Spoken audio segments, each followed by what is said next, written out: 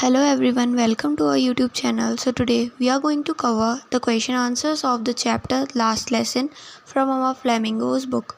So let's start. Question number first. What was Franz expected to be prepared with for school that day? उस दिन France को क्या याद करके जाना था स्कूल में? So the answer is Franz was expected to be prepared with lesson on participles that day. His teacher M. Hamel had announced an oral test on participles, but Franz did not know anything about the roots. France को उस दिन participles French पे याद करके जाने थे जो उसको उसके टीचर एम हैमिल ने दिए थे, बट उसको ना कुछ भी याद नहीं था क्योंकि वो थोड़ा लापरवाही दिखाता था अपनी पढ़ाई को लेके. Question number second. What did Franz notice that was unusual about the school that day? उस दिन क्या अलग बात थी स्कूल में? So the answer is usually there was a great bustle in the school, but that day it was as still and quiet as Sunday morning. वैसे तो usually school में काफ़ी भीड़ भाड़ और चहल पहल रहती थी, बट उस दिन एकदम संडे की मॉर्निंग की तरह शांति थी. Question third. What had been put up on the bulletin board?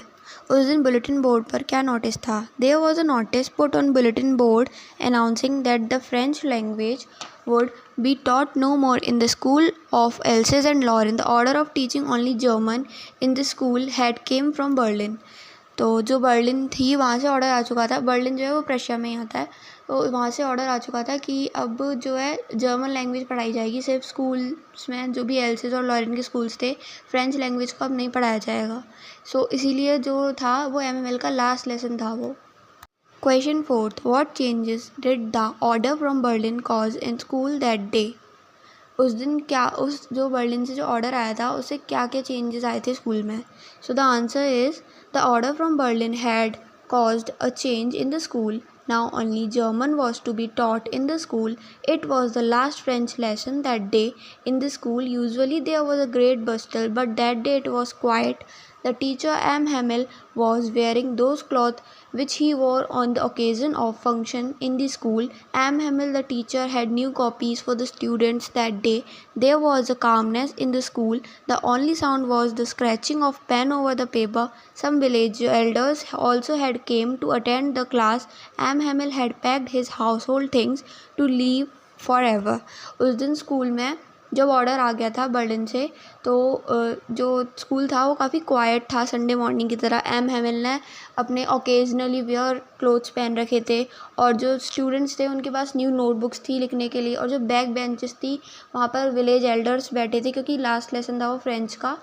तो सभी लोग उसे अटेंड करने आए थे, और जो मतलब क्लास में इतनी शांति थी कि सिर्फ पेन और पेपर की आवाज़ आ रही थी. और जो एम हैमिल थे उन्होंने अपना सारा सामान पैक कर रखा था स्कूल को लीव करने के लिए.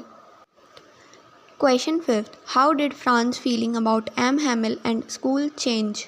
फ्रांस की फीलिंग उस दिन एम हैमिल और स्कूल को लेके कैसे चेंज हो गई थी? So the answer is it was the last lesson of M Hamel in the school that day. उस दिन वो एम हैमिल का लास्ट लेसन था स्कूल में. Franz was thinking about him his life during his stay in the school for 40 years. फ्रांस सोच रहा था जो एम हैमिल ने अपनी 40 साल ज़िंदगी के उस स्कूल में पढ़ाते वक्त बिताए हैं उन सबको वो रिमेंबर कर रहा था. Today he was listening carefully. वो उस दिन सब कुछ बहुत ध्यान से सुन रहा था.